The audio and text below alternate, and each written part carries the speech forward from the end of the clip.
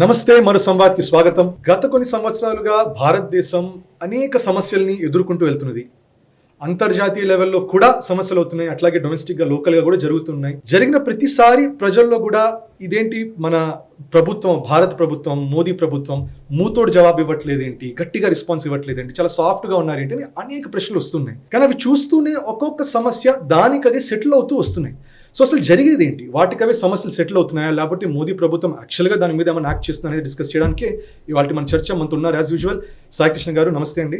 నమస్తే అండి. పొద్దున న్యూస్ చూసుంటారు, హిండన్బర్గ్ అని ఆ రిపోర్ట్ తయారు చేసి షేర్ మార్కెట్ ని బాగా ఎఫెక్ట్ చేశారు. పార్లమెంట్ దాకా డిస్కషన్ వెళ్ళింది. ఇవాళ పొద్దున్న న్యూస్ హిండన్బర్గ్ వాళ్ళు షటర్ మూసేస్తున్నాం, దుకాణం క్లోజ్ అని వాళ్ళు అనేశారు. అవును, మొన్నటి దాకా మళ్ళా కెనడా అతను బాగా భారతదేశం మీద బాగా మండిపడి, మోదీ ప్రభుత్వం బాగా మండిపడి అట్లా చేస్తుంటే ప్రజల్లో కూడా ఇదేంటి మనం సరైన రెస్పాన్స్ ఇవ్వట్లేదు, ఇదేంటి అట్లా చేస్తున్నాం ఏంటి అన్నారు.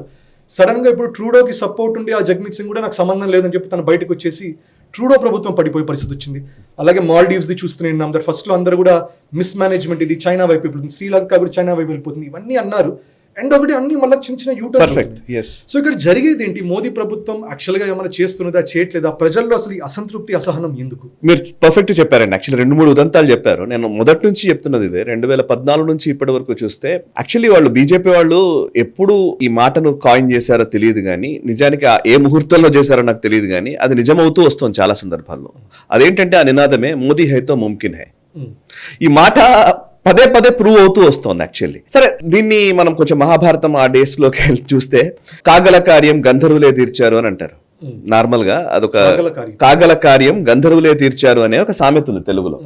అంటే అర్థం ఏంటంటే మహాభారతంలో ఒకసారి దీనికి రకరకాల రీజన్స్ ఉంటాయి, విధి అని అంటారు, చాలా మాటలు అంటారు. బట్ మహాభారతంలో ఏం జరుగుతుందంటే వనవాసం చేస్తున్నటువంటి పాండవులను చూసి సంతోషించడం కోసం, వాళ్ళు ఎన్ని కష్టాలు పడుతున్నారో చూసి సంతోషించాలనే ఉద్దేశంతో దుర్యోధనుడు, కర్ణుడు, వీళ్ళందరూ కౌరవులందరూ అడవికి వెళ్తారు. వెళ్లే క్రమంలో గంధర్వులు వాళ్ళ పైన దాడి చేస్తారు. ఆ గంధర్వులు వాళ్ళని విపరీతంగా కొట్టేసేసరికి ఒక సందర్భంలో అయితే దుర్యోధనుడిని చెట్టుకు కట్టేస్తారు. కర్ణుడు పారిపోతాడు, చాలా దారుణంగా జరుగుతాయి, మూర్ఛపోతాడు. సో అట్లా ఉన్న టైంలో ఈ విషయం వచ్చి పాండవులకు చెప్తారు. ఒకరు వచ్చి ఇట్లా వాళ్ళ మీద గంధర్వులు అటాక్ చేశారు అని చెప్పగానే భీముడు అంటాడు అనమాట, కాగల కార్యం గంధర్వులే తీర్చారులే, మంచిగా అయింది, బాగా అయింది, వాళ్ళకి జరగాల్సిందే వాళ్ళకి అని అంటాడు. ధర్మరాజు లేదు లేదు అలా అనకూడదు, మనం పాండవులం 5గురము, వాళ్ళు 100 మంది, మనం కొట్లాడుకున్నప్పుడు వాళ్ళు వేరు మనం వేరు కావచ్చు, కానీ బయట వాళ్ళు వచ్చినప్పుడు వయం పంచాధికం శతం అనేది సంథింగ్ చెప్తారనమాట. ఒక శ్లోకం ఉంటుంది. అంటే ఏంటంటే మనం 105 మందిమి, మనం 100 మంది, 100 మంది వాళ్ళు, మనం 5గురము, మన మధ్య కొట్లాటలు ఉండవచ్చు, బయట వాడు వచ్చాడంటే మా 105 మంది కావాలి అనేది లెక్క. ఇది నేను 2-3 సార్లు కోట్ చేస్తున్నాను. బేసికలీ భారతదేశం అన్నప్పుడు ఈ దృక్పథం ఉండాలి. ఇక్కడ పార్టీలు వేరు కావచ్చు, ఇంకోటి కావచ్చు, దేశానికి అన్యాయం జరుగుతుంది అని అన్నప్పుడు అందరూ ఒకటవ్వాలి, దేశం పైనే దాడి జరుగుతున్నప్పుడు ఒకటవ్వాలి. అన్ఫార్చునేట్లీ మన దేశంలో అట్లాంటి పరిస్థితి లేదు. అన్ఫార్చునేట్లీ ఏమైందంటే ఇంటర్నేషనల్ ఫోర్సెస్ కి అనుగుణంగా వత్తాసు పలికే పార్టీలు, వత్తాసు పలికే ఎన్జిఓలు, సంస్థలు, ఆర్గనైజేషన్స్ ఈ దేశాన్ని నిర్వీర్యం చేస్తూనే వచ్చాయి చాలా సంవత్సరాలుగా, 70 సంవత్సరాలుగా. అండ్ ఈ దేశం అంటే దీనికి ఒక ఐడెంటిటీ లేదు అనే ఒక చెత్తవాదాన్ని తీసుకొచ్చే ప్రయత్నం చేస్తున్నారు. అది సంవత్సరాలుగా జరుగుతోంది. అంటే భారతదేశం అంటే యూనియన్ ఆఫ్ స్టేట్స్ అని అంటారు. అంటే అది జస్ట్ ఓన్లీ ఆయా రాష్ట్రాలు కలిపి ఒక దగ్గర ఉంది, అంతేగాని దీనికేం పెద్ద, దీనికి ఒక సపరేట్ భౌగోళిక అస్తిత్వం కానీ లేకపోతే చారిత్రక వారసత్వం కానీ ఏమీ లేదు అని చెప్తూ ఉంటారు. అట్లాంటి మేధావులు ఇక్కడ చాలా మంది ఉన్నారు. సో వాళ్ళకు భిన్నంగా ఒక జాతీయవాద దృక్పథాన్ని తీసుకొని ఈ దేశం ముఖ్యం, ఈ దేశానికి సనాతన సంస్కృతి ఉంది, ఇక్కడ ఒక అద్భుతమైనటువంటి చారిత్రక వారసత్వ సంపద మనకుంది, అండ్ మన స్క్రిప్చర్స్, మన వాంగ్మయం ఉంది, అన్ని రకాలుగా భారతదేశానికంటూ ఒక ఐడెంటిటీని కలిగి ఉన్న దేశం ఇది, భారత మాత, ఈ మాత కోసం మనం పనిచేయాలనే ఒక దృక్పథాన్ని కలిగి ఉన్నటువంటి సంస్థలు, అందులో ఆర్ఎస్ఎస్ మొదట ఉంటది, భారతీయ జనతా పార్టీ జాతీయవాదం, నేషన్ ఫస్ట్ అనే ఒక ఫిలాసఫీని తీసుకొని నడుస్తున్నాయి. సరే, నేను పార్టీని, ఇంకో పార్టీని తక్కువ చేయడం, ఇంకో పార్టీని ఎక్కువ చేయడమో కాదు కానీ, బట్ మోదీ హైతో ముమ్కిన్ హై అనే నినాదం మాత్రం ఈ మధ్య కాలంలో పదే పదే ప్రూవ్ చేస్తూ వస్తున్నారు, ప్రూవ్ అవుతూ వస్తోంది. అది ఇందాక మీరు అన్నట్టుగా హిండెన్బర్గ్ అయింది. హిండెన్బర్గ్ డైరెక్ట్ గా మోదీ ఇన్వాల్వ్ అయ్యి ఏదో దాన్ని ఆపేశాడా? కాకపోవచ్చు. కాగల కార్యం గంధర్వులే తీర్చారు, ఇంకేదో రకంగా జరుగుతోంది ఆ పని. సో జస్టిన్ ట్రూడో రాజీనామా ఇమీడియట్ పక్క నుండి థ్రెటన్ చేయడం వల్లనే తీశాడా? కాకపోవచ్చు. బట్ జరగాల్సిన పనులు జరుగుతూ ఉన్నాయి. దాని వెనకాల కొంచెం వెనక్కి వెళ్ళి ఆ బ్యాక్ ఎండ్ ఏం జరిగిందో తెలుసుకునే సామర్థ్యం ఉన్న వాళ్ళకి, బ్యాక్ ఎండ్ ఏం జరుగుతోంది, అసలు ఏం కుక్ చేస్తున్నారు, అసలు ఏమేం అంశాలు ఉన్నాయి, ఆ డాట్స్ ని కనెక్ట్ చేయగలిగిన వాళ్ళకి ఖచ్చితంగా మోదీ అంటే అర్థమవుద్ది. అంటే ఫర్ ఎగ్జాంపుల్ జార్జ్ సారోస్ కూడా అప్పట్లో చాలా ఓపెన్ స్టేట్మెంట్ ఇచ్చాడు దట్ ఈ గవర్నమెంట్ భారతదేశం నుండి మోదీ గవర్నమెంట్ అనేది వెళ్ళిపోవాలి, డిక్టేటర్షిప్ అది అన్నారు. ఇప్పుడు పాపం ఆయన పాలసీస్ చాలా మంది తీసేస్తున్నారు. ఇప్పుడు డైవర్సిటీ, ఈక్విటీ అవన్నీ అది తీసేస్తున్నారు. అసలు మనం మాట్లాడుతున్న డీప్ స్టేట్, అసలు డీప్ స్టేట్ అనే మాట గత 10 సంవత్సరాల్లోనే వినిపించింది. అందులో గత 5 సంవత్సరాల్లో ఎక్కువగా ప్రచారంలోకి వచ్చింది. అంతకుముందు డీప్ స్టేట్ గురించి ఎవరు మాట్లాడలేదు. నిజానికి యుఎస్ డీప్ స్టేట్ గురించి ఎవరికి తెలియదు. మరి మనం యుఎస్ సిస్టంలోకి వెళ్ళి చూస్తే మీరు జాన్ ఎఫ్ కెనడీ చనిపోయిన దగ్గర నుంచి చాలా అంశాలు డీప్ స్టేట్ కి సంబంధించి మీకు బోలెడంత కంటెంట్ ఉంటుంది. ఇక్కడ మన దగ్గర ఈ మధ్య కాలంలో మాట్లాడవచ్చు, కానీ దాని ఎఫెక్ట్ ఇంత సీరియస్ గా ఉందన్న విషయం ఈ 5-10 సంవత్సరాల్లోనే మనకు తెలుస్తోంది. ఇంత ఎఫెక్టివ్ గా పనిచేస్తారా వీళ్ళు అని. ఇప్పుడు జార్జ్ సోరోస్ అనేవాడు ఒక కలియుగ రాక్షసుడు అని అంటే, కలియుగ అసురా రాజు అని అంటాను నేను. అంత వ్యక్తి. రాక్షసులు అప్పుడు ఉన్నారు, ఇప్పుడు ఉన్నారండి. ధర్మానికి వ్యతిరేకంగా పనిచేసేవాడు ఎవడైనా సరే ఆ రాక్షస సంతతికి చెందినవాడు అనేది నా అభిప్రాయం. ధర్మం నిలబడాలని కోరుకునేవాడు, దైవము కొంచెం రైటియస్ ఆలోచనలతో ఉంటాడు. ధర్మానికి వ్యతిరేకంగా ఉన్నవాడు అసుర సంతతి. అది నథింగ్, దాంట్లో ఏం వేరే ఆలోచించాల్సిన అవసరం లేదు. ఆ అసుర సంతతికి చెందినటువంటి వ్యక్తులు ఈ దేశాన్ని విచ్ఛిన్నం చేయాలనుకునేవాళ్ళు, అసలు ధర్మమే ఉండకూడదు అనుకునేవాళ్ళు, అండ్ మొత్తం మానవాళికే కలంకము ఒక రకంగా కంటకంగా మారుతున్న వాళ్ళు, వీళ్ళందరూ ఎవరైతే ఉన్నారో అది డీప్ స్టేట్ అయితే గనక ఆ డీప్ స్టేట్ కి వ్యతిరేకంగా మనకంటే గట్టిగా ఇప్పుడు ట్రంప్ మాట్లాడుతున్నారు. మనకంటే గట్టిగా ఇప్పుడు ఎలాన్ మస్క్లు వీళ్ళు అసలు డోజ్ అనే ఒక సిస్టమే తీసుకొస్తూ ఉన్నారు. అండ్ వాళ్ళు అసలు డీప్ స్టేట్ ఎంత దరిద్రంగా పనిచేస్తున్నారు అక్కడ ప్రజలు అనుకుంటున్నారు. అమెరికన్ ఎలక్షన్స్ లో అది రిప్రజెంట్ అయింది. అమెరికన్ ఎలక్షన్స్ లోనే ట్రంప్ గెలవడానికి కారణం ఏంటి అని అంటే డైరెక్ట్ గా చెప్పవచ్చు, ఎస్టాబ్లిష్మెంట్ చేస్తున్నటువంటి అనేక అవలక్షణాలు, వీటన్నిటికీ విసిగిపోయినటువంటి ఒక అమెరికన్ ప్రజలు వాళ్ళు ఇచ్చిన తీర్పు అది. సో దానికి అనుగుణంగానే ఇప్పుడు పరంత కాగల కార్యం గంధర్వులే తీర్చారని ఇప్పుడు జార్జ్ సోరోస్ కి పెద్ద హైయెస్ట్ హానర్ ఏదో ఇచ్చారు, కానీ ప్రెసిడెన్షియల్ మెడల్ ఇచ్చిన అయినప్పటికీ కూడా ఆయన క్రెడిబిలిటీ ఏ రేంజ్ కుందో అర్థమవుతోంది ఇప్పుడు. సో ఇప్పుడు జార్జ్ సోరోస్ ని డైరెక్ట్ గా విమర్శించే పరిస్థితులు వచ్చాయి అమెరికన్ సొసైటీలో. ఇంతకుముందు లేదు, అది ఎప్పుడు మనం చూడలేదు. నాకు తెలిసి నాకైతే తెలియదు. బట్ ఏదో అక్కడక్కడ ఆర్టికల్స్ రావడం ఇంకోటి చేయవచ్చు, కానీ బట్ డైరెక్ట్ గా ఒక ఎస్టాబ్లిష్మెంట్ పూనుకోవడం, ఈ క్రమంలో ఆటోమేటిక్ గా హిండెన్బర్గ్లు ఇవన్నీ అవుట్ అయిపోతాయి. ఇప్పుడు నేను జస్ట్ ఊరికే ఓపెన్ చేశాను. మీరు ఇందాక హిండెన్బర్గ్ అన్నప్పుడు హిండెన్బర్గ్ అని జస్ట్ గూగుల్ చేస్తే మీరు ఒక 3 నెలల క్రితం హిండెన్బర్గ్ ఎప్పుడైతే రిపోర్ట్ విడుదల చేసిందో, అదాని కంపెనీల్లో అవకతవకలు అని చెప్పేసి ఒక రిపోర్ట్ రిలీజ్ చేసిందో, రిపోర్ట్ రిలీజ్ చేసినప్పుడు గూగుల్ ఓపెన్ చేసినప్పుడు హిండెన్బర్గ్ అని కొట్టగానే వచ్చిన వార్తా కథనాలన్నీ పూర్తిగా అదాని ఏదో తప్పు చేశాడన్నట్టుగానే నడిచాయి. నీకు డైరెక్టివ్ అంతా కూడా అదాని కంపెనీల్లో ఏదో లొసుగులు ఉన్నాయి, లోపాలు ఉన్నాయి, దాన్ని ఏదో గొప్ప సంస్థ ఒకటి బయటకు తీసుకొచ్చింది, అది తీసుకొచ్చిన దాంతో అదాని షేర్లు పడిపోతున్నాయి, అదాని చాలా ఇంత అవకతవకలకు పాల్పడుతున్నాడా, అదాని అనగానే ప్రధాని మోదీ వీళ్ళందరికీ లింక్, ఇట్లా చర్చ నడిచింది. ఇవాళ హిండెన్బర్గ్ అని నేను గూగుల్ చేయగానే వచ్చిన స్టోరీస్ చదువుతున్నాను. US based short seller Hindenburg research, short seller అని స్పెసిఫిక్ గా మెన్షన్ చేసినవి. అండ్ ఇంకోటి, why did Hindenburg research short seller behind Adani group $150 billion rout. ఇట్లా అంటే నీకు అర్థమవుతుంది అంట. నాకు పాయింట్ ఏంటంటే ట్విస్ట్ చేసి హిండెన్బర్గే తప్పు చేసింది, అదే షట్ డౌన్ అయింది అన్నట్టుగా ఈ రోజు వార్తా కథనాలు కనబడుతుంది. మారిపోయింది, ఇప్పుడు ఫేజ్ అంతా మారిపోయింది, నేరేటివ్ మారిపోయింది. సో ఎవరు బలంగా ఒక నేరేటివ్ ని బిల్డ్ చేస్తుంటారో దానికి అనుగుణంగానే వ్యవస్థ అంతా నడుస్తూ ఉంటది. అది ఈవెన్ యుఎస్ ఎస్టాబ్లిష్మెంట్ నుంచి ఉందా లేకపోతే భారతదేశం నుంచి ఉందా, what ever it may be, but 3 నెలల క్రితం జరిగింది పూర్తి మొత్తం రివర్స్ చేశారు. అప్పట్లో జస్టిన్ ట్రూడో ఎవరితో మాట్లాడుతున్నప్పుడు మనం కూడా ఎక్కువ ఆయన పట్టించుకోలేదు. ఇప్పుడు డొనాల్డ్ ట్రంప్ ఆయన 51st గవర్నర్ అన్నట్టు గవర్నర్ అని అంటున్నాడు. సో ఆయన స్టేటస్ మొత్తం దింపి బారేశారు అక్కడ.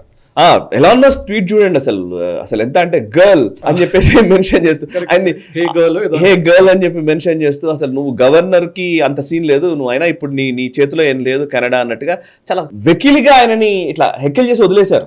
కరెక్ట్. సో అంటే ఇప్పుడు ఒక ఫారిన్ పాలసీ లాగా చూసుకుంటే ఇప్పుడు మనం వెస్ట్ గురించి మాట్లాడుతున్నాం, అట్లాగే ఇప్పుడు మన ఇమీడియట్ సరౌండింగ్స్ చూసుకున్నా ఆఫ్ఘనిస్తాన్లో అది కొలాప్స్ అయిపోయి డెమోక్రటిక్ గవర్నమెంట్ కొలాప్స్ అయిపోయి తాలిబాన్ వచ్చినప్పుడు కూడా intelligence failure, Bharat intelligence failure, Pakistan కంట్రోల్లోకి వచ్చింది అన్నారు. ఇవాళ మనం చూస్తే మాత్రం ఇప్పుడు ఆ తాలిబాన్ వాళ్ళకి పాకిస్తాన్ వాళ్ళకి మధ్యలోనే గొడవ అవుతుంది, చాలా మటుకు మన వాళ్ళు తాలిబాన్ సపోర్ట్ చేస్తున్నారని కూడా అంటున్నారు కొన్ని విధంగా. సో అట్లాగే మనకి ఇది మన మాల్డీవ్స్ జరిగినప్పుడు అది కూడా ఒక ఫెయిల్యూర్ అన్నారు, బంగ్లాదేశ్ కూడా అది కూడా ఇంటెలిజెన్స్ ఫెయిల్యూర్ అన్నారు. సో ఇవన్నీ మీ అభిప్రాయంలో ఇంటెలిజెన్స్ ఫెయిల్యూర్సా, లేకపోతే ప్రభుత్వానికి ఒక లార్జర్ పిక్చర్ తెలుసు, ఆ పిక్చర్లో మనం ఎట్లా పడితే అట్లా అగ్రెసివ్గా చేయకూడదు, అడుగడుగుని వెళ్ళాలి, పేషెంట్గా ఉండాలి అనేది ఆ యాంగిల్లో వెళ్తుంటారా? అంతర్జాతీయ రాజకీయాల్లో రెండే ఉంటాయండి. ఒకటి ఆ దేశపు ఇంట్రెస్ట్లు మాత్రమే ఇంపార్టెంట్, రెండు అవసరాలకు అనుగుణంగా అప్పటికప్పుడు వచ్చే మిత్రత్వము శత్రుత్వము. కరెక్ట్. అది అవసరాలకు అనుగుణంగా అప్పటికప్పుడు వచ్చేది. శాశ్వత మిత్రులు శాశ్వత శత్రువులు ఉండరు అని అంటూ ఉంటారు. అట్లాగే ఇంటర్నేషనల్ పాలిటిక్స్ లో అదే జనరల్గా చెప్పాలంటే జియో పాలిటిక్స్ ఎప్పుడు అట్లాగే వర్క్ చేస్తాయి. సో మీరు అన్నట్టుగా మేము అసలు గ్లోబల్ ఉన్నప్పుడు దీని గురించి విస్తృతంగానే చర్చించాము. కొన్ని మీరు ఇందాక ఉదంతాలు చెప్పారు కదా, లైక్ ఆఫ్ఘనిస్తాన్. మొదట్లో ఆఫ్ఘనిస్తాన్ సంబంధించి అసలు ఆఫ్ఘనిస్తాన్ లో తాలిబాన్ ప్రభుత్వం వచ్చింది అని అంటే మీరు గుర్తుంటే తాలిబాన్లకు అనుకూలంగా తాలిబాన్లకు వ్యతిరేకంగా WTC అటాక్ జరిగిన తర్వాత ఒక 10 ఏళ్ళు 15 ఏళ్ళు నేను జర్నలిస్ట్ గా నా కెరీర్ స్టార్ట్ చేసిన కొత్తల్లో అప్పుడంతా కూడా తాలిబాన్లు అంటే చాలా దారుణ మారణ హోమం సృష్టించేవాళ్ళు, వీళ్ళు అసలు మానవాళికే వీళ్ళు కళంకము అన్నట్టుగా మాట్లాడేది. అది ఎందుకు వచ్చింది ఆ భావన తాలిబాన్లు అనగానే? ఎందుకు అంటే వెస్టర్న్ మీడియా ఏదైతే ఒక నరేటివ్ బిల్డ్ చేసిందో ఆ నరేటివ్కి అనుగుణంగానే మొత్తం అందరికీ అదే ఆలోచనలు వచ్చేసాయి.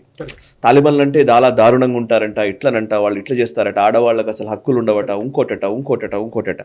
బికాస్ అది యుఎస్ నేరేటివ్. అది భారతదేశంలో అట్లాగే అందరూ ఆడవాళ్ళకి హక్కులు లేదు, మోదీ ఫ్యాసిస్ట్ గా. యుఎస్ ఏదైతే నేరేటివ్ ఫిక్స్ చేస్తుందో అందులో అన్ని ఛానళ్ళు, అన్ని పత్రికలు, అన్ని పేపర్లు అట్లాగే వర్క్ చేస్తాయండి, అదే మాట్లాడుతూ ఉంటారు. అండ్ ఇంటర్నేషనల్ పాలిటిక్స్ లో అంటే ఇప్పుడు మన తెలుగు మీడియా పర్టికులర్లీ మనం మాట్లాడితే తెలుగు మీడియాలో ఎట్లుంటదంటే మీకు కార్పొరేట్ అనగానే ఒక భూతం, కార్పొరేట్ కంపెనీ అనగానే ఒక భూతం, అదొక పెద్ద వ్యవస్థ, చాలా దారుణంగా ఉంటది అని.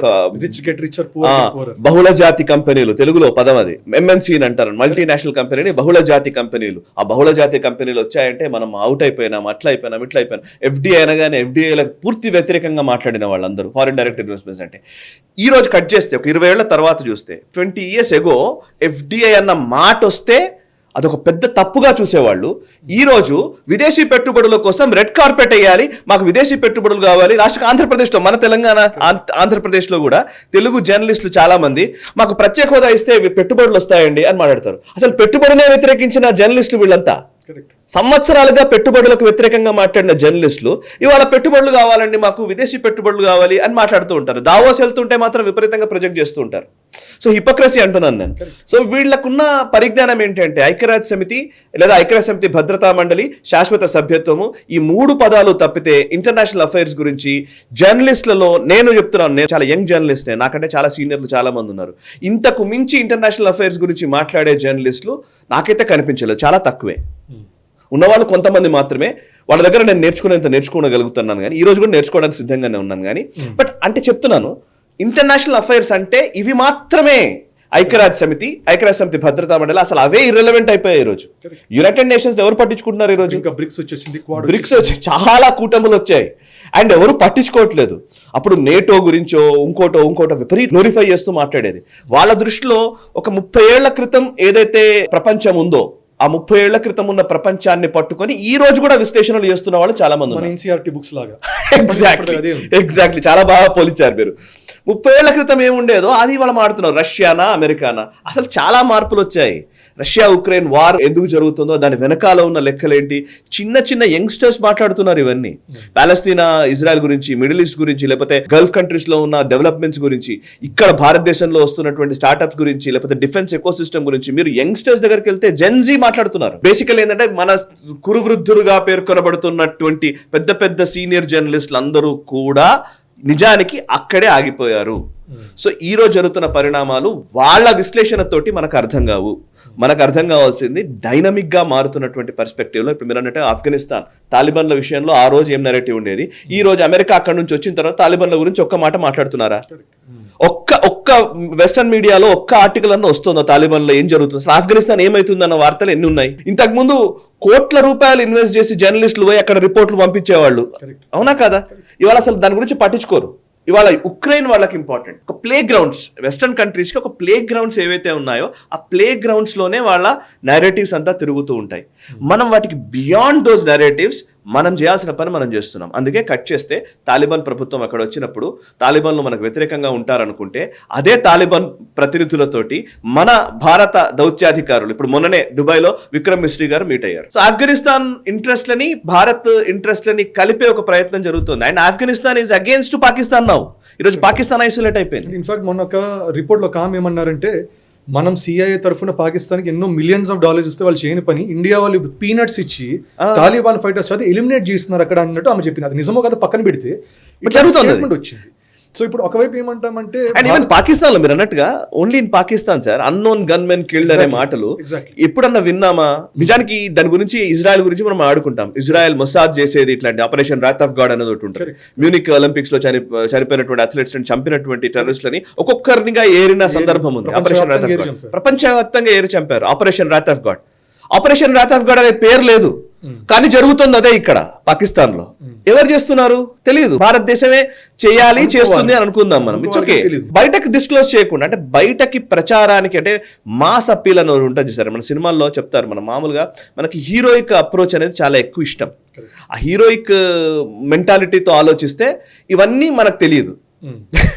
హీరోయిక్ అప్రోచ్ తో ఆలోచిస్తే జస్టిన్ ట్రూడో రాజీనామాకి మోదీకి సంబంధం లేదు. నిజానికి కనిపించదు, స్టేట్మెంట్ ఉండదు, ఏమీ ఉండదు. బట్ పాకిస్తాన్ లో అంతమంది చనిపోతున్నారు టెర్రరిస్టులు అని అంటే దానికి మోదీకి ఏం సంబంధం లేదు. ఎవరిని అడిగితే మాకేం సంబంధం లేదని అంటాం. బట్ జరగాల్సినవి జరుగుతున్నాయి. అది గంధర్వులు చేస్తున్నారా లేకపోతే మనమే చేస్తున్నామా అది ప్రజలకు విజ్ఞత వదిలేద్దాం అంతే. అండ్ మాల్దీవ్స్ మీరు ఎగ్జాంపుల్ చెప్పారు. ముయిజు వచ్చినప్పుడు అసలు విపరీతమైన ప్రచారం జరిగింది. అసలు మాల్దీవ్స్ తో మన సంబంధాలన్నీ తెంపేస్తున్నారు, ఏం జరుగుతుందని ప్రతిపక్షాలు మాట్లాడాయి. ఈరోజు ఎందుకు వెళ్ళాలి అసలు, ఎందుకు అంటే సోచండి ప్రాబ్లం. మీకు ఒక జోక్ ఉంటుంది ఢిల్లీలో. I want to mention this joke. Actually ఢిల్లీలో ఒకతను చెప్పారు నాకు, యాక్చువల్లీ వెటరన్ ఆయన. ఏంటంటే ఇంతకు ముందుకు ఇప్పటికి డిఫరెన్స్ ఏంటి ఆర్మీలో అని అడిగితే ఒక ఎల్ఓసి దగ్గర ఒక జర్నలిస్ట్ వెళ్ళి అడుగుతాడట. ఎల్ఓసి దగ్గర ఉన్న ఒక జవాన్ని ఆయన బార్డర్ లో ఉంటాడు, బంకర్ లో ఉంటాడు. ఆ బంకర్ లో ఉన్నప్పుడు ఆయన ఒక అతను వచ్చి అడుగుతాడట, ఇంతకు ముందుకు ఇప్పటికి డిఫరెన్స్ ఏంటి అని అడిగితే అంటే ఇంతకు ముందు వాళ్ళు షెల్లింగ్ చేసేవాళ్ళు, వాళ్ళు కాల్పులు జరిగేది అక్కడ నుంచి వచ్చినప్పుడు మేము ఢిల్లీకి ఫోన్ చేసేవాళ్ళము, లేదా అక్కడికి ఫోన్ చేస్తే వాళ్ళు నుంచి మాకు ఓకే మీరు కూడా చేయండి అని అంటే అప్పుడు మేము చేసేవాళ్ళము అని అంటాడు. మరి అక్కడ నుంచి వాళ్ళు అప్రూవల్ వచ్చేదా అని అంటే అప్రూవల్ ఒక్కోసారి వచ్చేది, ఒక్కోసారి రాకపోయేది, ఇట్ డిపెండ్స్. కాకపోతే పేపర్లో మాత్రం వచ్చేది. కాల్పుల విరమణ ఒప్పందాన్ని ఉల్లంఘించిన పాకిస్తాన్, ఇట్లా సీజ్ ఫైర్ వైలేషన్స్ ని ఇన్నిసార్లు పాకిస్తాన్ వైలేషన్స్ చేసింది అని చెప్పేసి మనకి ఎప్పట్లో నెంబర్లు ఉండేది. గత నెల రోజుల్లో 110 సార్లు సీజ్ ఫైర్ వైలేషన్స్ చేసినటువంటి పాకిస్తాన్. ఇవి నాకు హెడ్లైన్స్ నేను చదివిన రోజులు నాకు తెలుసు. ఇవాళ అట్లాంటి హెడ్లైన్ లేదు. ఓకే, ఆయన అడిగాడు మళ్ళీ వెంటనే మరి ఈ రోజు ఎలా ఉంది అని. అంటే ఇది జోకే. ఆయన ఏమన్నాడంటే అవునా ఈ రోజు అంటే కాల్చేస్తాడట. కాల్చిన తర్వాత ఇలా ఉంది, నేను ఎవరిని అడగాల్సిన అవసరం లేదు అన్నాడట. సో అది డిఫరెన్స్, సోచ్లో డిఫరెన్స్. నువ్వు నన్ను ఒకటి కొడితే నేను 10 కొడతాను అన్నది సోచ్. అండ్ పాకిస్తాన్ భారత్ ఒకటే, రెండు సమానమైన దేశాలు అని వెస్టర్న్ వరల్డ్ మొత్తం చూసేది. ఇవాళ అది లేదు. పాకిస్తాన్ ఎవరో అనామకమైన దేశం, వాడు నాకు సమయుజ్జే కాదు, వాళ్ళతో నాకేంటి పోటీ అనే ఒక దృక్పథం ఈరోజు భారత ప్రభుత్వానికి వచ్చింది. అది ప్రపంచం నమ్ముతోంది. నమ్మించే ప్రపంచం నమ్మడమే కాదు, ప్రపంచం దానికి అనుగుణంగా ప్రవర్తిస్తోంది. అలాంటి ఒక వాతావరణం భారతదేశంలో బిల్డ్ అయింది. కరెక్ట్. సో మీరు ఈ పాయింట్ అన్నట్టు ఇప్పుడు రీసెంట్ గా రాజ్నాథ్ సింగ్ గారు కూడా అన్నది ఏంటంటే ఇప్పుడు పిఓకే లేకుండా కాశ్మీర్ అది కంప్లీట్ అయినట్టు కాదు, అది పిఓకే కూడా కావాలి అన్నట్టు ఆయన అన్నారు. సో ఇప్పుడు మనం ఇంటర్నేషనల్ దాని నుంచి మూవ్ అయితే ఇప్పుడు కొంచెం నేషనల్ లెవెల్కి వస్తే ఇప్పుడు కాశ్మీర్ వాటినట్టు ఇనిషియల్ గా విమర్శలు ఎట్లాంటివి వచ్చాయి? 370 చాలా హ్యాపజార్డ్ గా చేశారు, చాలా అర్జెంట్ గా చేశారు, ఎందుకు చేశారు అట్లా, దీనివల్ల మంచి ఏం జరగదు, దీనివల్ల ఇంకా తీవ్రవాదులు ఉగ్రవాదులు పెరుగుతారు, ఇట్లాంటివన్నీ నరేటివ్స్ అన్ని వచ్చాయి. ఇప్పుడు ఇవాళ మనం చూస్తే మాత్రం ఇప్పుడు మొన్ననే ఒమర్ అబ్దుల్లా కూడా మోదీజీని పొగుడుతూ ఆయన ఒక స్పీచ్ ఇచ్చారు అక్కడ. దట్ ఆయన చేసిన దాని వల్ల చాలా మటుకు ఇన్ఫ్రాస్ట్రక్చర్ డెవలప్మెంట్ అయింది, గ్రోత్ అయింది అన్నట్టు అన్నారు. అవును, ఇప్పుడు పాకిస్తాన్ ఆక్రమిత భూభాగం మనం తీసుకోగలగడము, దాని గురించి డైరెక్ట్ గా ఒక రక్షణ శాఖ మంత్రి మాట్లాడుతున్నాడు, డిఫెన్స్ మినిస్టర్ మాట్లాడడం, పార్లమెంట్ లో అమిత్ షా మాట్లాడారు. సో ఇవన్నీ ఎప్పుడు వినలే మనం. నిజానికి మేము తీసుకుంటాము, మేము చేస్తాము అనే మాట వినలేదు ఎప్పుడు. చైనా లోపలికి వస్తుంది, చైనా ఏదో చేస్తుంది, చైనా వాళ్ళు ఏదో ఆక్రమించేసుకుంటున్నారు, వాళ్ళు ఓ పీట్రే గిట్రే అని చెప్పేసి రాహుల్ గాంధీ మాట్లాడతారు. కానీ నిజానికి అక్కడ చైనా తోకముడి వెనక్కి వెళ్ళింది. నిజానికి సోచ్ భారతదేశం అంటే ఈ దేశానికి ఒక అస్తిత్వం ఉంది, ఈ దేశానికి ఒక సంస్కృతి ఉంది, ఈ దేశానికి ఒక పవర్ ఉంది, ఈ దేశంలోని శక్తిని వినియోగించుకునే సామర్థ్యం నాయకత్వానికి ఉంది అని ప్రూవ్ చేయగలిగే సామర్థ్యం ఆ ప్రభుత్వం ఉన్నప్పుడు ఇలాగే జరుగుతాయి. సో అమెరికా అయినా ఈరోజు Donald Trump seriously US president అంటే భారతదేశానికి సంబంధించి ఏ ప్రధాని ఉన్నా ఇప్పటి వరకు చాలా సంవత్సరాల నుంచి 70 సంవత్సరాలు నేను చూస్తున్నాను కదా, ఈ 70 సంవత్సరాల్లో ఎప్పుడు మనం ఏ మీడియా ఎవరిని అడిగినా చెప్తారు భారతదేశపు ప్రధానికి ఇంత రేంజ్ లో రెడ్ కార్పెట్ వెల్కమ్ ఇంతకు ముందు ఎప్పుడు జరగలేదు. ఏ దేశానికి వెళ్ళినా ఆ దేశపు హైయెస్ట్ సివిలియన్ అవార్డు ఏదో ఇస్తూ వస్తున్నారు. ప్రతి గొప్ప గౌరవప్రదమైన అవార్డ్స్ ఇవ్వడము, red carpet welcomes. Even Australia ప్రధాని ఒక సందర్భంలో అయితే మోదీ ఈజ్ ఆర్ బాస్ అన్నాడు. ఓకే, అట్లాంటి స్టేట్మెంట్స్ ఈజీగా రావు అవి. అంటే వాళ్ళేం పిచ్చోళ్ళు కాదు కదా. డొనాల్డ్ ట్రంప్ లాంటి వాడు నా ఫ్రెండ్ అని ఎందుకు మాట్లాడతాడు? నిజానికి రాదు వాళ్ళకున్న రేసిస్ట్ మైండ్ సెట్ కి. ఇటాలియన్ పిఎం కూడా అందుకని సరదాగా #మెలోడీ అని పెట్టారు. నిజానికి వెస్టర్న్ హిపోక్రసీ ఉంటుంది, వాళ్ళకు రేసిస్ట్ మైండ్ సెట్ ఉంటుంది. ఎంత మాట్లాడినా ఎంత చెప్పినా కూడా ఆ జాత్యహంకారం ఎక్కువగానే ఉన్నటువంటి సొసైటీ నుంచి వచ్చినటువంటి పవర్ఫుల్ నేషన్స్ ఇంత ఈజీగా మాట్లాడుతున్నారు అని అంటే అంతకు మించి ఏదో పని జరిగిందని కదా అర్థం. ఇక్కడో ఏదో జరిగిందని కదా అర్థం. బ్యాక్ ఎండ్ లో ఇంకేదో వాళ్ళని ఆకట్టుకునే విధంగా ఇంకేదో చేశారని కదా అర్థం. కరెక్ట్. ఇన్ఫాక్ట్ యాక్చువల్లీ ఇవాళ న్యూస్ మీరు చూస్తే దాంట్లో ఏమందంటే మహాకుంభలో అమంగ్ ద లార్జెస్ట్ డోనర్స్ లో మిడిల్ ఈస్టర్న్ కంట్రీస్ ఉన్నాయి అంటున్నారు, అరబ్ నేషన్స్. అవునట, నేను కూడా చదివాను. స్పాన్సర్స్ చేస్తున్నారని కూడా వస్తున్నాయి. అవును, నేను చదివాను. నేను యాక్చువల్లీ అది నాకు చాలా ఆశ్చర్యం వేసేది. మిడిల్ ఈస్ట్ నుంచి రావడం ఏంటి అసలు, నిజంగా చూడండి. సో అనుకోనివి చాలా జరుగుతూ ఉన్నాయి. అంటే మనకు కనబడనివి, మీడియాలో కనబడనటువంటివి చాలా బ్యాక్ ఎండ్ లో జరుగుతున్నాయి. ఎగ్జాక్ట్లీ, ప్రజలకు కనబడదు. సో మనం చూసేది ఒక లోకలైజ్డ్ ఒక చిన్న ఇష్యూ చూస్తాం, కానీ పెద్ద ఇష్యూ అనేది ప్రభుత్వం లెవెల్లో వాళ్ళకి తెలుస్తుంది, కానీ మనకు తెలియకపోవచ్చు. ఈగలై అంటారు కదండి జనరల్ గా వాళ్ళకు ఉంటుంది. సో న్యాచురల్ గానే మాట్లాడితే భారతదేశానికి నిజానికి చాలా ఉన్నాయి చేయాల్సిన పనులు, చిన్న పనులు చాలా ఉన్నాయి. అవన్నీ చిన్న పనులు ఎందుకంటున్నారని అనుకోవద్దు. చిన్న అంటే మనం చాలా మంది హిందుత్వవాదులు కూడా గవర్నమెంట్ వచ్చింది కానీ ఇంకా ఏం చేయట్లేదు అనే ఒక భావనలో చాలా మంది ఉన్నారు. దాంట్లో ఏం డౌట్ లేదు. ఈవెన్ సంజయ్ దీక్షిత్ లాంటి గురించి చాలా మంది మాట్లాడుతున్నారు, ఇది చేయొచ్చు, అది చేయొచ్చు, ఇట్లా చేయొచ్చు, అది చేయదని. బట్ దానికి కొంచెం పేషెన్స్ కావాలనేది నా అభిప్రాయం. మనం ఊహించనివి కూడా జరుగుతున్నాయండి. ఇప్పుడు ఆర్టికల్ 370 రిమూవల్. అసలు ఆర్టికల్ 370ని తీసేయడమే అదొక అసాధ్యమైన ప్రక్రియ అన్నారు. తీసేయడం 2019లో తీశారు. దాని తర్వాత వితిన్ 5 years అక్కడే డెమోక్రటిక్ ఎలక్షన్స్ నిర్వహించారు. మళ్ళీ ప్రజాస్వామ్యబద్ధంగా ఎలక్షన్స్ జరిగాయి. ఇంతకు ముందు అసలు ఓట్లు అనేదే ఉండకపోయేది. అసలు నిజానికి ఎంత 2000-3000 ఓట్లు నమోదైన అసెంబ్లీ నియోజకవర్గాలు కూడా ఉన్నాయి. మరి దారుణం కాకపోతే ఇవాళ ఓట్ పర్సెంటేజ్ పెరిగింది. అక్కడ ఒమర్ అబ్దుల్లా లాంటివాడు, ఫరూక్ అబ్దుల్లా కొడుకు ఒమర్ అబ్దుల్లా వచ్చి ఒమర్ అబ్దుల్లా లాంటివాడు ఇవాళ భారత ప్రభుత్వానికి సపోర్టివ్ గా మాట్లాడుతున్నాడు. అట్లాగే ఒక ముస్లిం డామినేటెడ్ కాన్స్టిట్యుయెన్సీలో కూడా షగున్ పరిహార్ అని ఒక హిందూ ఆమె గెలిచింది. ఎట్లా సాధ్యమవుతున్నాయి ఇవన్నీ? ఆర్టికల్ 370 తీసేస్తే రక్తపాతం జరుగుతుంది అని చెప్పిన రోజు నుంచి అక్కడే G20 సమావేశాలు నిర్వహించారు. ఊరికే కాలేదు కదా G20 సమావేశాలు. ఇవన్నీ అసలు చరిత్రలో జరగనివి, ఎప్పుడు ఎవరు ఊహించని ఫీట్స్ ఇవి, పెద్ద విజయాలు ఇవి. అవి జరుగుతున్నాయండి. మనం వాటిని ఆలోచించాలి. ఇప్పుడు కరోనా టైంలో మనం ఒక వ్యాక్సిన్ తెచ్చుకోగలిగాము అని అంటే it is not small thing. ప్రపంచం ఎందుకు నీకు గౌరవం ఇస్తుంది అని అంటే అవి మనకు కనబడుతున్నాయి కాబట్టి. అండ్ గ్రీన్ ఎనర్జీ, ఇప్పుడు మనం సింపుల్ ఫర్ ఎగ్జాంపుల్ COP20 సదస్సులు ఇవి జరుగుతాయి. పర్యావరణానికి సంబంధించి జరిగే సదస్సులో మోదీ గారు ఒక మాట ఇచ్చారు, పలానా టైం కల్లా మేము పూర్తిగా కార్బన్ ఎమిషన్ లేకుండా మేము ఎనర్జీ ప్రొడ్యూస్ చేసే వ్యవస్థను మేము తీసుకొస్తాము అని. ఇక్కడ దానికి తగ్గట్టుగా అది చేయాలంటే ఆయన ఊరికే మాట్లాడి రావట్లే. దానికి తగ్గట్టుగా ఇప్పుడు Adani power projects green energy కోసమని అదానీ ఈ రోజు కొన్ని $100 బిలియన్ ఇన్వెస్ట్ చేస్తున్నారు. ఆ ఇన్వెస్ట్మెంట్స్ లోనే అవకతవకలు జరిగాయనే హిండెన్బర్గ్ ఈ రోజు మాట్లాడుతున్నది. అండ్ మధ్యలో కొన్ని రిపోర్టులు రావడం అవైనా ఏంటంటే దీన్ని ఆపే ప్రయత్నం చేస్తున్నారు. మోదీ ఏదైతే ప్రామిస్ చేశారో ఆ ప్రామిస్ ని నిలబెట్టే క్రమంలో మల్టీనేషనల్ కంపెనీస్ లేదా గొప్ప పారిశ్రామికవేత్తలు, అంబానీలు, అదానీలు, టాటాలు, బిర్లాలు, ఓవర్ ఇట్ మేబీ వీళ్ళందరూ పని చేస్తున్నారు. వీళ్ళందరూ చేస్తున్న పని. అండ్ ఇంకోటి చాలా సింపుల్ పాయింట్ ఏంటంటే అదానీ, చాలా మందికి ఇక్కడ ఉన్న ప్రాబ్లం అదే, అదానీ అంబానీ దోచుకుంటున్నారు. దోచుకొని ఎక్కడ పెట్టుకుంటున్నారు? సింపుల్ లాజిక్ ఇది. ఎనీ ప్రైవేట్ కంపెనీ ఇప్పుడు ఆయనకు వచ్చే $10 వచ్చినా $10 రాకపోయినా, అంటే ఆయన కుబేరుడు అయ్యాడు, ఇన్ని $1 బిలియన్ సంపాదించాడు అని అంటే, ఇన్ని $1 బిలియన్ వర్త్లోకి రావడం అని అంటే అదంతా లీగల్ గా స్టాక్స్ లోనో ఆయన వాల్యుయేషన్ లోనో కనబడుతున్నది. ఇప్పుడు అంబానీ కూడా అంత పెద్ద పెళ్లి చేశారంటే డబ్బులంతా వెళ్ళింది, మళ్ళీ జనాలు ఎక్కడికి వెళ్ళింది? అది డబ్బులు నీకు 100 కోట్లు లాభం వచ్చింది అనుకోండి, 100 కోట్లు వాళ్ళు ఏమి ఇంటికి తీసుకెళ్లరు. ఆ 100 కోట్లు ఇంకో దగ్గర ఇన్వెస్ట్ చేస్తారు. ఇన్వెస్ట్ చేయడం వల్ల తద్వారా 1 లక్ష మందికి ఉద్యోగాలు వస్తాయి. ఇంకొంత ఎకానమీ పెరుగుతుంది, ఇంకొంతమందికి ఉపయోగపడుతుంది. ప్రాబ్లం ఏంటంటే మన దగ్గర డబ్బు సంపాదించాడు అనగానే నేరం. డబ్బు సంపాదించింది అక్రమంగా సంపాదించాడా, సక్రమంగా సంపాదించాడా, with in the legal frame లో సంపాదించాడా లేదా? అదాని ప్రాజెక్ట్స్ కానీ అంబానీ ప్రాజెక్ట్స్ కానీ ప్రతిదీ లీగల్ ఫ్రేమ్ లోనే ఉంది. ఇంత స్క్రూటినీ జరుగుతున్నప్పుడు లీగల్ ఫ్రేమ్ లో లేకుండా ఉంటారా వాళ్ళు? అసలు బిగ్ ఎంపైర్స్ ఎలా నడపగలుగుతారు? బిల్ గేట్స్ ఎలా నడుపుతున్నాడు మరి పోనీ? మార్క్ జకర్బర్గ్ ఎలా నడుపుతున్నాడు మరి పోనీ? వాళ్ళేమో గొప్ప నిజాయితీ పరులట, వీళ్ళు మాత్రం దొంగలట. ఎంత అన్యాయం కదా ఈ సిస్టమ్. సో అంటే నేననేది దట్ మోదీ వచ్చిన తర్వాత ఈ 10 సంవత్సరాల కాలంలో మనం చూడని మార్పులు జరుగుతూ ఉన్నాయి. ఇవి ఇంకా అద్భుతంగా ఫలితాలనిచ్చే టైం కూడా రాబోతోంది అతి తొందరలోనే.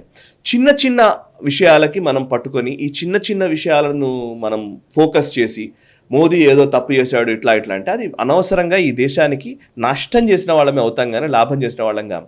సో బీ పేషెంట్ అనేది నా అభిప్రాయం. నాకు అంతకు మించి ఏం లేదు.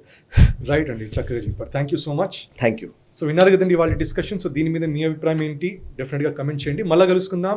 నమస్తే అండ్ జై హింద్. ఈ వీడియో మీకు నచ్చినట్టయితే లైక్ చేయండి, 10 మందికి షేర్ చేయండి. అలాగే కామెంట్ల రూపంలో మీ అభిప్రాయాలను మాతో పంచుకోండి. Nationalist hub group of channels ను సబ్స్క్రైబ్ చేసుకుని తెలుగునాట జాతీయవాద జర్నలిజాన్ని ప్రోత్సహించండి. ఈ వీడియో కింద ఉన్న బెల్ ఐకాన్ పై క్లిక్ చేయడం మర్చిపోవద్దు.